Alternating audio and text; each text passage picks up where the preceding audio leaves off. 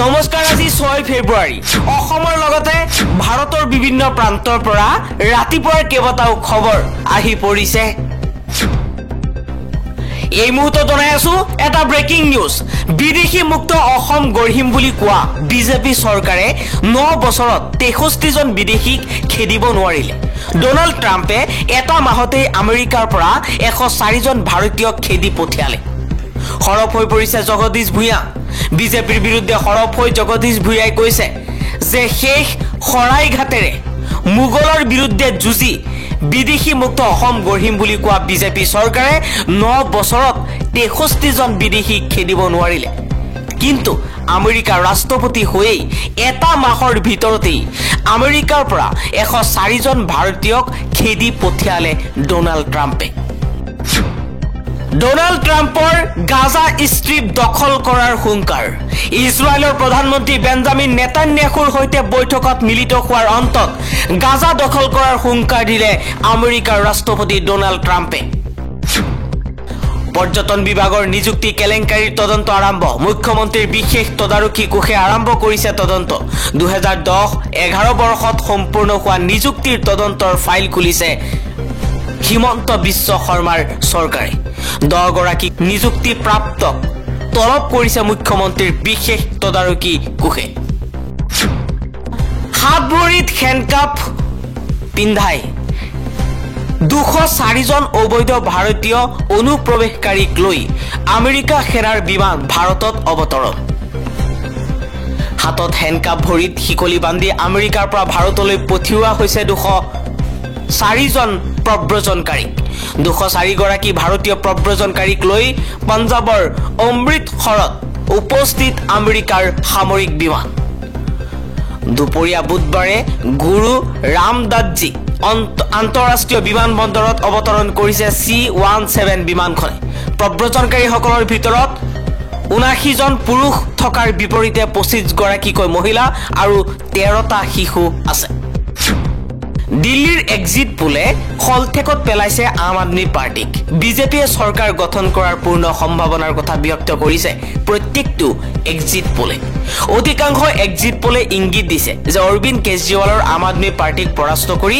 বিজেপিয়ে দিল্লীত ক্ষমতা দখল কৰিব পাৰে কিন্তু মঙ্গলবাৰে চূড়ান্ত ফলাফল ঘোষণা নোহোৱালৈকে আপে হাৰ মানিবলৈ অনিচ্ছুক 3 মাহ পূৰ্বে চুবুৰীয়া ৰাষ্ট্ৰ হাৰিয়ানাত অনুষ্ঠিত হোৱা বিধানসভা নিৰ্বাচনৰ এক্সিট পোলৰ ফলাফললৈ আঙুলিয়াই দি দলৰ নেতাসকলে দাবী কৰে যে এক্সিট পোল আসলতে সঠিক ফলাফল নহয় ভাৰতৰ নিৰ্বাচনৰ ইতিহাসে দেখুৱাইছে যে এক্সিট পোলৰ প্ৰকৃত ফলাফলৰ লগত প্ৰায়ে মিল নাথাকে অৱশ্যে ফলাফলৰ মিল থকা উদাহৰণো আছে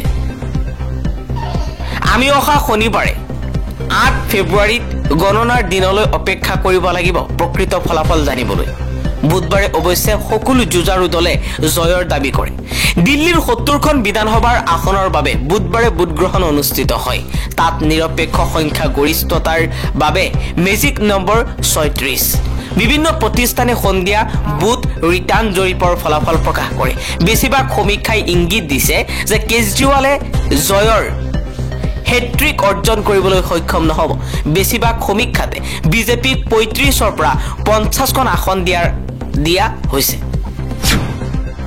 বাংলাদেশৰ পৰা ভাৰতলৈ পলাই আহি অশ্লীল ছবিত অভিনয় গুৱাহাটীত গ্ৰেপ্তাৰ যুৱতী অশ্লীল ছবিৰ শুটিং কৰিবলৈ গৈ গুৱাহাটীত গ্ৰেপ্তাৰ হৈছে এগৰাকী বাংলাদেশী যুৱতী সহ 3 জনকৈ লোক সোমবাৰে গুৱাহাটী আৰক্ষীৰ এটা দলে পৰ্নোগ্ৰাফি নিৰ্মাণ কৰাৰ অভিযোগত মহানগৰীৰ এখন হোটেলৰ পৰা স্থানীয় 2 জন পুৰুষ আৰু এগৰাকী বাংলাদেশী যুৱতীক গ্ৰেপ্তাৰ কৰে জানিব পৰা মতে ধৃত লোক 2 জন হৈছে শফিকুল আৰু জাহাংগীৰ 2 জন অসমৰ বাসিন্দা মিন আক্তাৰ নামৰ এগৰাকী 22 বছৰীয়া বাংলাদেশী যুৱতীকো গ্ৰেপ্তাৰ কৰা হৈছে জানিব পৰা মতে ধৃত 3 জনী বৰ্তমান আৰক্ষীৰ জিম্মাত আছে গণতন্ত্ৰ দিৱসৰ ৰেলীত প্ৰধানমন্ত্ৰীৰ শ্ৰেষ্ঠ কামাণ্ডাৰৰ বঁটাপ্ৰাপ্ত কাৰ্বি আংলঙৰ জীয়ৰীক উষ্ম আদৰণি গণতন্ত্ৰ দিৱসৰ কাৰ্যসূচীৰ ৰেলীত এনচিচিৰ কামাণ্ডাৰ হিচাপে অংশগ্ৰহণ কৰি পাহাৰীয়া জিলা কাৰ্বি আংলঙৰ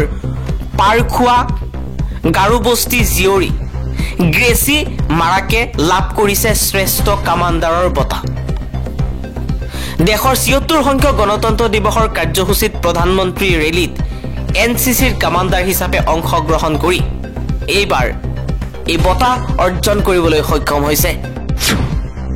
অসম আৰক্ষীৰ ভুৱা এনকাউণ্টাৰৰ গোচৰৰ শুনানি 11 ফেব্ৰুৱাৰীত হ'ব। হিমন্ত বিশ্ব শৰ্মাৰ কাৰ্যকালতেই ৩৬টাকৈ এনকাউণ্টাৰৰ গোচৰ হৈছে। মানৱ অধিকাৰ আয়োগত দাখিল কৰা হৈছে এজাহাৰ। এনকাউণ্টাৰৰ গোচৰৰ শুনানি 11 ফেব্ৰুৱাৰীত হ'ব। হিমন্ত বিশ্ব শৰ্মাই মুখ্যমন্ত্ৰী হিচাপে দায়িত্ব লোৱাৰ পিছত অসম আৰক্ষীৰ দ্বাৰা ভুৱা এনকাউণ্টাৰৰ ঘটনা সংঘটিত হৈছিল। সেয়া অসম মানৱ অধিকাৰ আয়োগে উচ্চতম ন্যায়ালয়ত দাখিল কৰা শেহতীয়া শপতনামা স্পষ্ট হৈছে। কিন্তু ভুৱা এনকাউণ্টাৰৰ ঘটনাৰ কোনো তদন্ত মানৱ অধিকাৰ আয়োগে কৰা নাই। অসমত ভুৱা এনকাউণ্টাৰৰ ঘটনা সন্দৰ্ভত গোচৰৰ উচ্চতম ন্যায়ালয়ত বিচাৰাধীন হৈ আছে। উচ্চতম ন্যায়ালয়ৰ এক নিৰ্দেশৰ ভিত্তিত অসম মানৱ অধিকাৰ আয়োগে যোৱা 7 জানুৱাৰীত অসম আৰক্ষীৰ দ্বাৰা সংঘটিত এনকাউণ্টাৰ সন্দৰ্ভত এখন 13 পৃষ্ঠাৰ শপতনামা দাখিল কৰিছে। অন্য দেশে বিদেশীক খেদিবলৈ আইন বনায় আৰু আমাৰ দেশে বিদেশীক আদৰিবলৈ আইন আনে। এইবাৰ বিজেপি চৰকাৰৰ বিৰুদ্ধে সৰব হৈ এই মন্তব্য কৰিছে অসম জাতীয় পৰিষদৰ সাধাৰণ সম্পাদক জগদীশ ভূঞাই। বিদেশী বহিষ্কাৰৰ নামত বিজেপি চৰকাৰে কেৱল মাত্ৰ ৰাজনীতিয়েই কৰি আছে। বুধবাৰে বিদেশী বহিষ্কাৰৰ প্ৰসংগক লৈ কেন্দ্ৰীয় আৰু ৰাজ্য চৰকাৰৰ বিৰুদ্ধে সৰব হৈ পৰিছে অসম জাতীয় পৰিষদ। জগদীশ ভূঞাই কৈছে অসম তথা ভাৰতৰ ন্যায়িক ইতিহাসত 4 ফেব্ৰুৱাৰীত এটা অভাৱনীয় ঘটনা ঘটিছে। ঘটনাটো হৈছে উচ্চতম ন্যায়ালয়ে বিদেশী বহিষ্কাৰ কৰিব নোৱাৰা বাবে অসম চৰকাৰ আৰু ভাৰত চৰকাৰক স্পষ্ট ভাষাত ক'বলৈ গ'লে ধমকি দিছে। ন্যায়ালয়ে অসমৰ মুখ্য সচিব ৰবি কোটাক আদালতৰ সন্মুখত হাজিৰ কৰোৱাই অসম চৰকাৰক জবাবদিহি কৰিছে যে কি কাৰণত ডিটেনশ্যন শিবিৰত বন্দী হৈ থকা 63জন বাংলাদেশী নাগৰিকক তেওঁলোকৰ দেশলৈ উভতাই পঠিয়াব পৰা নাই।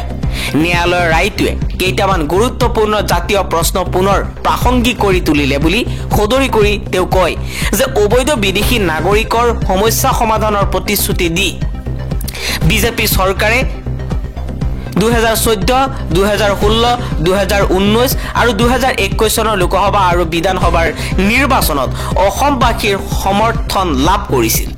2014 চনৰ 28 এপ্ৰিলৰ দিনা স্বয়ং বৰ্তমানৰ প্ৰধানমন্ত্ৰী নৰেন্দ্ৰ মোদীয়ে ঘোষণা কৰিছিল যে সেই বছৰৰ 16 মেৰ পাছত বিদেশীয়ে তালি টোপোলা বান্ধি উভতি যাব লাগিব।